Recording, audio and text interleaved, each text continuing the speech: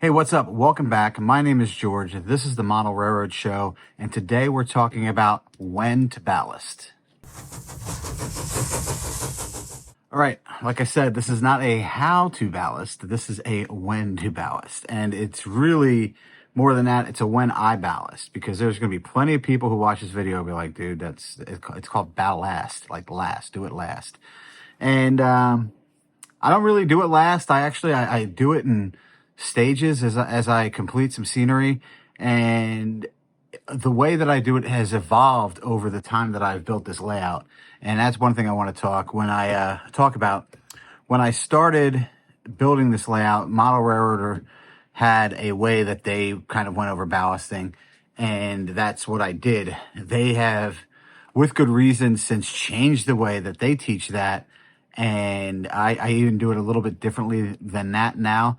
But I want to show you first how I started ballasting, and we're gonna walk over to this other side of the layout where I have some stuff done, let you get an idea of what that looks like, and then I'm gonna walk you through basically the 4 stages that I use when I ballast track now. All right, so we'll go over that, and all right, let's get to it. All right, here is some of the ballast that I have on the layout. As you can see, I would do it before scenery started. Okay, and it doesn't look, I mean, listen, it doesn't look bad. But as you can see, what they used to do is used to lay down this bead of, basically a bead of full strength glue, and then a layer of cinders. So the idea would be, as the ballast is here, you would see the cinders kind of laying out here amongst the ballast. All right. The problem is when you start to put scenery in, as you can see, it never blended real well for me. And I'm going to fix all this. And some spots like here where the scenery comes in, you really, I mean, you would have to fix it, because it's impossible to keep the scenery off it. And when you do, it kind of, looks like this straight line and not real natural. And I'm just not into it. Like I said, how I started doing it in the beginning, and not necessarily a fan of it now. And that's why I changed the way I do things. All right. So as we get into this, in my Amazon storefront, I have a list, like a little list. I'll leave a link below of the products that you're going to see in this video, and then a few more scenery products. So I'm kind of like breaking that out by list, so it's easy for you guys to see what I'm using. And I put a little note next to it if it's what I'm using, or if it's something that I'm interested in trying, just so you guys can like discern the difference between stuff that I've actually used and have an opinion on, and stuff that I just find interesting. All right, so that being said, let's get into the ballast. So here is my first stage of ballast. Essentially what I do is I spread this out in between the rails and make sure it's all nice and even and as out of the rail track as possible, which, in N scale is kind of difficult. And then I flood it with alcohol and Woodland Scenic cement, and this is how it starts. That's the first application of the ballast. All right, pretty simple. And I'll probably do a video at some point of me actually ballasting so you guys can see it. But that's what it looks like in the first part of it. Now, what I then do is this portion here, these 2 main lines here, and you can see how this looks, is I brush the side of the roadbed with some full strength white glue right on the outside of the track, and then I put some ballast down there, and I vacuum up the excess once it dries. That's stage 2. This is an important stage. I'm going to tell you why, because if you don't do this, and if you skimp, and there are areas where I skimped, you wind up trying to chase breaks in the ballast. And this here, I'll show you, this is what happens when you don't do that. When you just try and put the ballast down and wet it with alcohol and scenic glue, you always wind up with a little bit of washout. You can see it there. You can start to see it like a little bit here.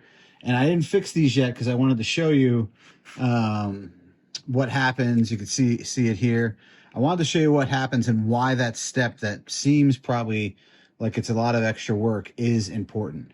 All right, because that is really coating your side of your road bed, and it's giving the ballast a little bit of tooth to grab onto. All right. Now, after that, and after all that dries, then I come along and you can see out here, I put on a final layer of ballast just to try and shape that road bed. You can see that in a couple of spots. Out here, I left this for contrast.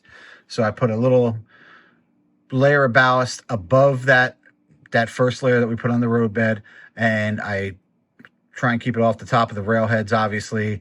I shape it with a little foam sponge and a combination of foam sponge and brush.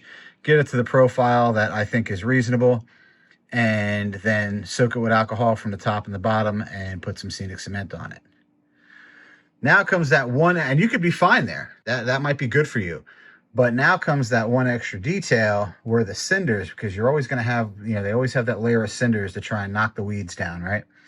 So what I started doing here is after all that's done, then I started coming along here with this extra layer of cinders that you can see right here. All right, and I'll try and get a little zoomed in on that.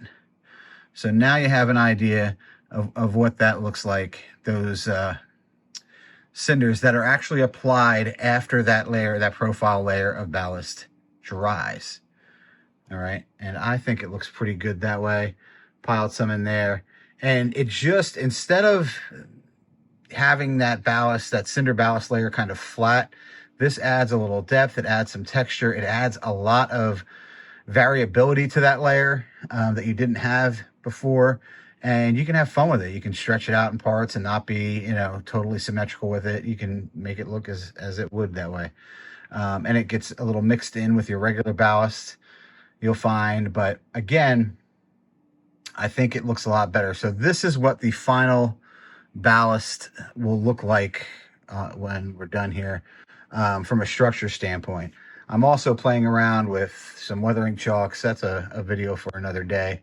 And maybe some India ink washes on parts of it.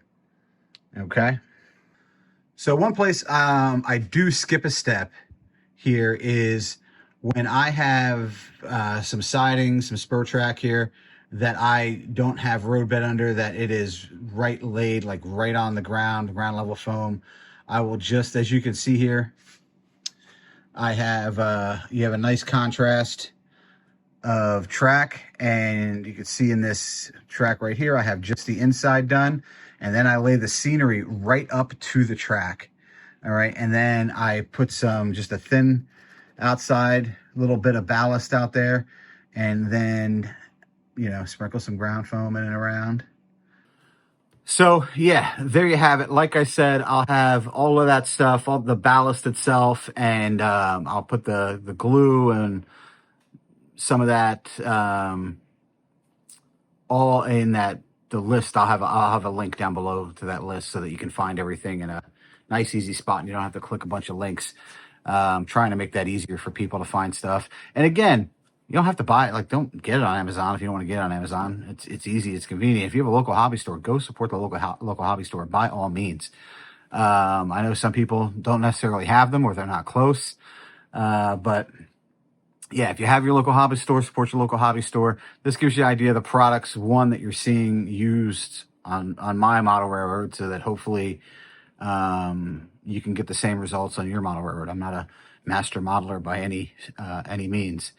So take a look, and gives you an idea. Let me know what you think of the ballast. If you think I'm crazy, I know there's going to be some hate on this one as far as when people lay their ballast. But like I said, this is how I do it. I think I'm getting a good result over there on that side. I didn't like the result I was getting initially back on this side of the railroad. So that is, I had to change it up.